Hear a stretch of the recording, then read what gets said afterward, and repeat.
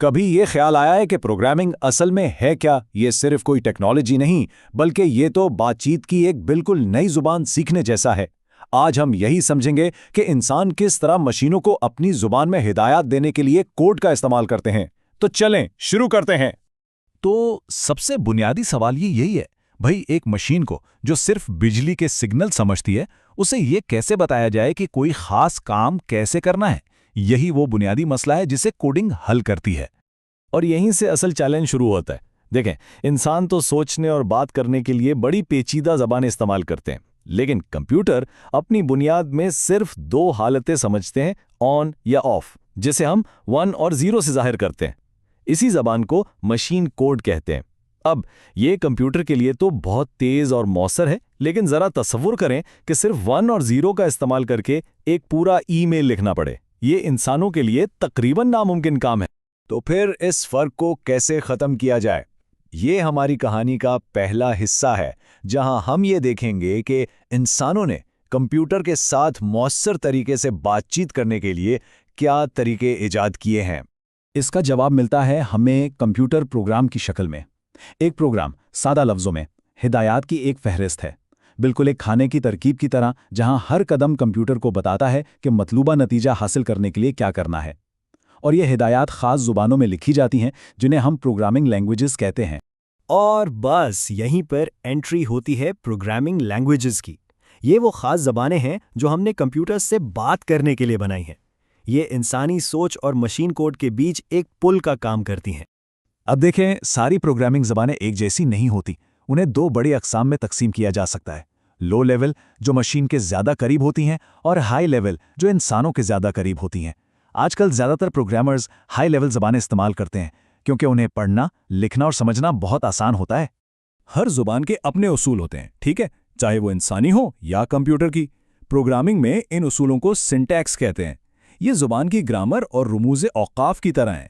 Computer انسانوں کی طرح اندازہ نہیں لگا سکتے، اس لیے سنٹیکس کا بالکل ٹھیک ہونا ضروری ہے۔ اگر ایک سیمی کولن یا بریکٹ بھی رہ جائے تو کمپیوٹر الجھن کا شکار ہو جاتا ہے۔ چلیں اس کی ایک اصلی مثال دیکھتے ہیں۔ اس تصویر میں کافی کچھ ہے، لیکن صرف اس ہائی لائٹ کی ہوئی لائن پر توجہ دیں جو کاؤٹ ہیلو ورلڈ کہتی ہے۔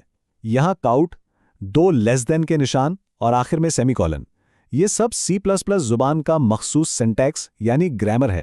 اگر ان میں سے کچھ بھی غلط ہو تو پروگرام کام نہیں کرے گا۔ تو پروگرامرز یہ کوڈ لکھتے کہاں ہیں؟ وہ ایک خاص ٹول استعمال کرتے ہیں جسے IDE یعنی انٹیگریٹڈ ڈیولپمنٹ انوائرمنٹ کہتے ہیں۔ اسے ایک پروگرامر کی ڈیجیٹل ورکشاپ سمجھ لیں، جہاں کوڈ لکھنے، ٹیسٹ کرنے اور ٹھیک کرنے کے تمام اوزار ایک ہی جگہ پر موجود ہوتے ہیں۔ اس سے کوڈنگ کا عمل بہت آسان اور منظم ہو جاتا ہے۔ ایک IDE بالکل ایک ٹول باکس کی طرح ہے۔ اس میں ایک ٹیکسٹ ایڈیٹر ہوتا ہے جہاں کوڈ لکھا جاتا ہے۔ یہ کوڈ کو خود بخود رنگین بنا دیتا ہے تاکہ اسے پڑھنا آسان ہو، اور یہاں تک کہ ٹائپ کرتے وقت کوڈ کی تجویز بھی دیتا ہے۔ یہ سارے ٹولز غلطیوں کو کم کرنے اور تیزی سے کام کرنے میں بہت مدد دیتے ہیں۔ ٹھیک ہے، تو ہم نے اپنا کوڈ ایک ہائی لیول زبان میں ایک IDE کے اندر لکھ لیا ہے، لیکن کمپیوٹر تو اب بھی صرف 1 اور 0 سمجھتا ہے۔ تو اب کیا ہوگا؟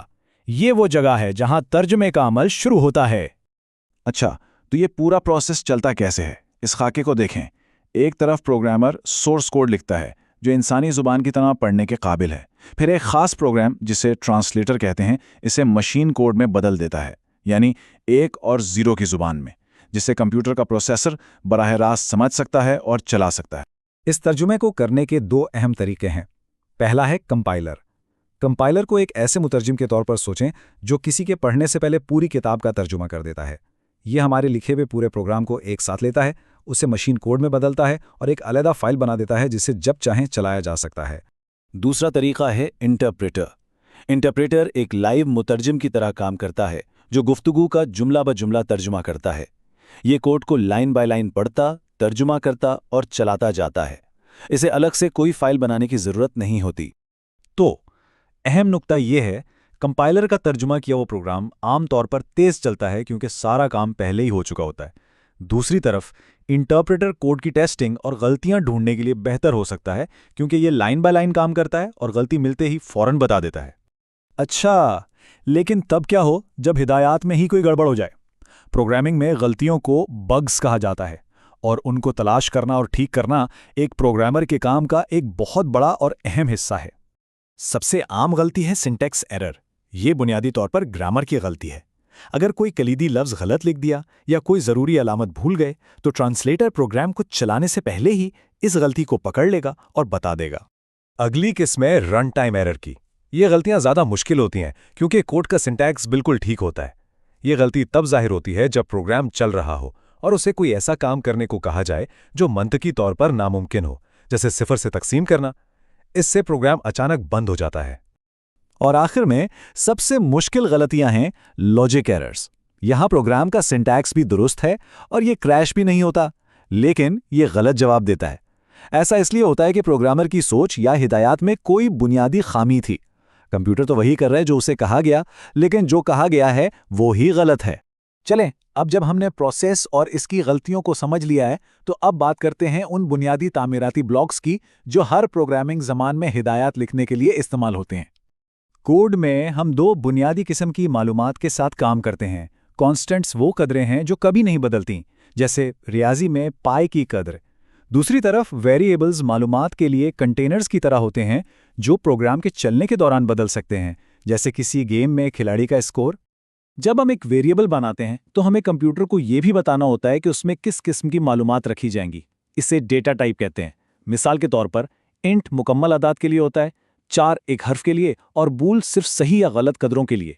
इससे कंप्यूटर को पता चलता है कि हर मालूमात के लिए कितनी जगह रखनी है, जिससे वो मेमोरी को मौसर तरीके से इस्तेमाल करता है। तो हमने बाइनरी की दुनिया से लेकर वेरिएबल्स तक का सफ़र किया है।